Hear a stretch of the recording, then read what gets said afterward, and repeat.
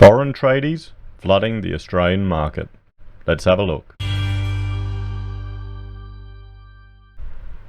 Hello everyone, Florian Heise here, and welcome to another episode of Heise Says. I've got my morning Steiner coffee, and I thought we would have a look at this article from the Daily Mail.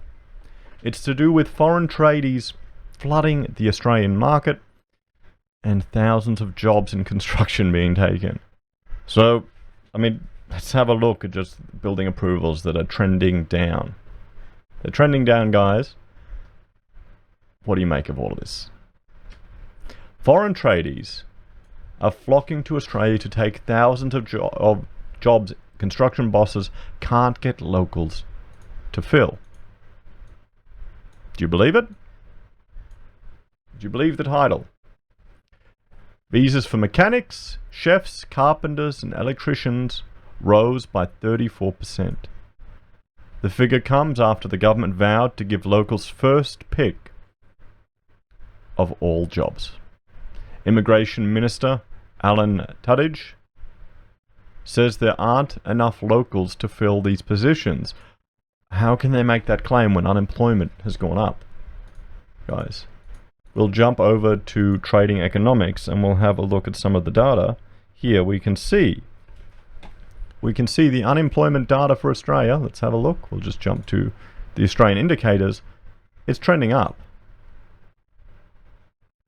Where is it? Unemployment rate is at 5.2%. Okay, sure it's gone down, but it's, well, jump out to 5 years.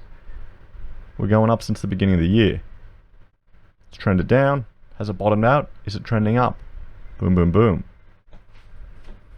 So, is this just Australians don't want to work? Is that what we're seeing? And they have to get foreigners in to get jobs. So foreign workers are flooding into Australia to take thousands of jobs in construction because bosses can't find locals to fill them. New figures reveal the number of Australians taking up trades has declined over the past 6 years, while more temporary skilled worker visas are being handed out than ever before. So here's a question. If these are just temporary skilled worker visas, how many of them are returning back home? How many of them are going to send the money offshore? So our construction boom that we had, that was significantly fueled by foreign investment, how much of that money left the nation through the tradies? Visas granted for mechanics, chefs, welders, carpenters, and electricians rose from 7,200 to 9,200 nationally from 2018 to 2019, the Courier Mail reported. Now, this is an interesting thing. I know a few years back when there was the mining boom, I was talking to a friend who runs an electrician business, and he said the problem was keeping people, because no matter what you do, and this hardened him actually. I noticed this from when I first met him, how he would take all his staff, he'd go to functions, he'd do events, he'd have team building things, put all this money into them. But then they go, no, I'll just leave for $5 extra out of the mines, all of this other stuff. The loyalty wasn't there. The loyalty wasn't there. So could that be what this is? International tradespeople are flocking to Australia amid the country's apprenticeship crisis.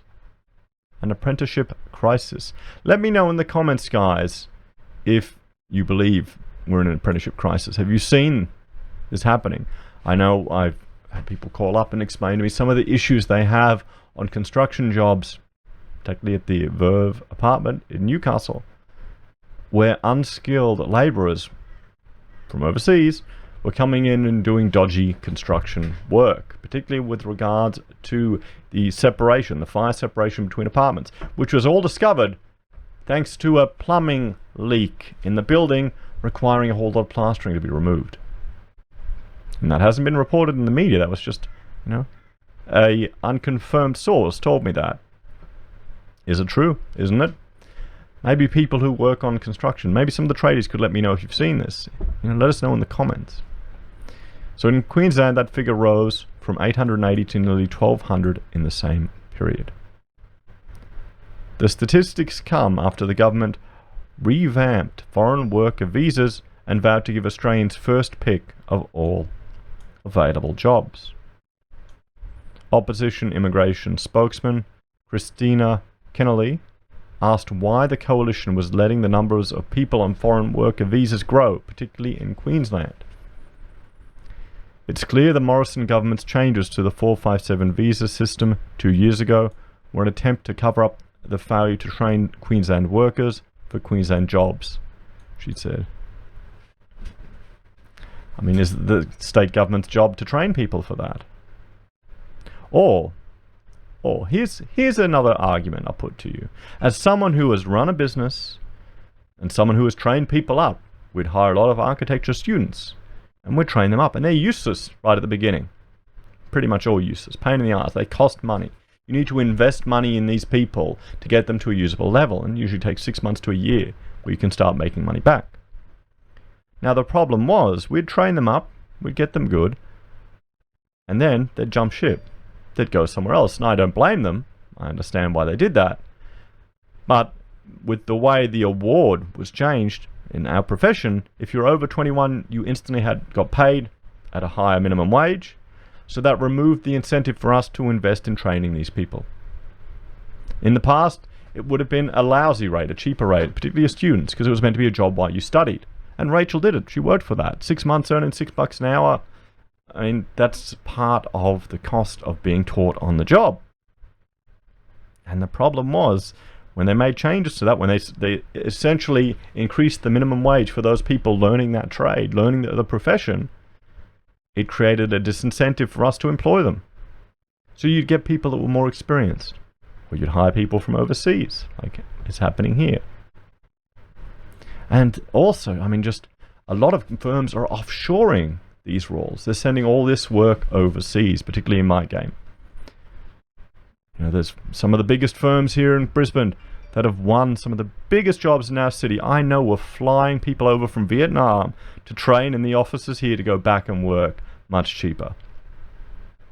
What does that tell you guys? What does that tell you? And that's why I found it harder to compete with staff. And I don't mind them. I wish them all well. There's a lot of staff I still talk to that are doing great. But there you go. There is another challenge to it. There's a cost involved in training these people up. And the politicians just think oh, we need more TAFE courses. We need to throw more money at it. There's no point throwing more money at TAFE courses if people can't get real practical work as well, because the burden on hiring staff is such a pain. You've got super, you've got all these other costs, all these other things associated with it. What do you think, guys? How many of you take on tradies, take on apprentices? So, Labour Education spokeswoman Tanya Plibersek said the coalition had created a serious tradie shortage in the state. Scott Morrison's cuts to TAFE mean Queenslanders aren't being trained in these critical trades, she said. Oh, she's politicising it. What the hell does Scott Morrison have to do with TAFE Queensland? It's a state issue.